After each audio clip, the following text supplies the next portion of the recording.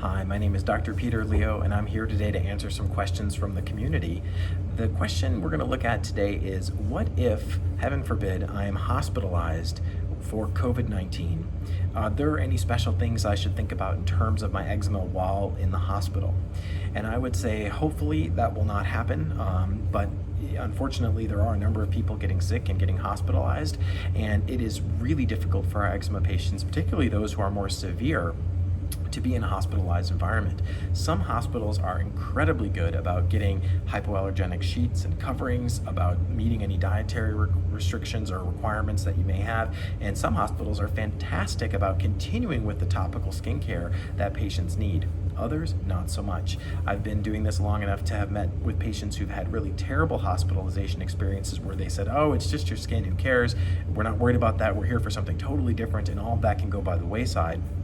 And of course, other patients who have been super severe with their eczema and have gotten wonderful, wonderful treatment while in the hospital. So I think it can be a very good thing for the skin. With a team of people helping you apply the medicines, doing all the right things, it can actually be a good time for many patients in terms of their skin, and maybe even give them a little bit of a break, especially if their skincare routine is very demanding.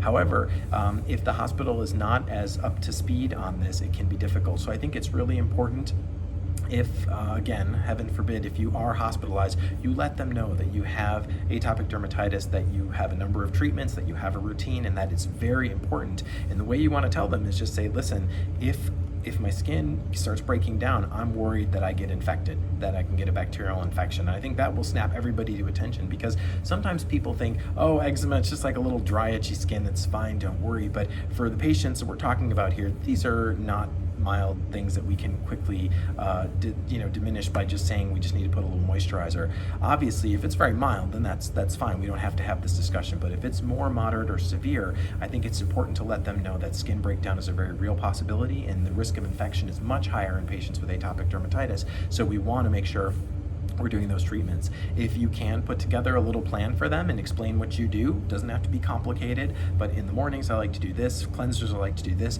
Most hospitals will allow patients to bring their medicines and their soaps and things like that from home, especially in a situation like this. If they will not, then I think it is important to talk to your dermatologist or your skin provider and ask them for a note or a letter that sort of helps speak clinician to clinician about what you actually need. Because the worst thing would be, while you're in the hospital getting an important treatment for the COVID and for your lungs, if the skin starts falling apart and you're miserable and or getting infected, that would actually be terrible. So we don't want that to happen, and we want to make sure we don't have to prove the point to them. We don't have to let things get so bad that they see it and say, oh my gosh, you weren't kidding around, it really is terrible. We want to catch that long before it happens. I hope that's helpful, and I wish everyone all the best. I look forward to seeing you at the next one. Thank you so much, and stay well.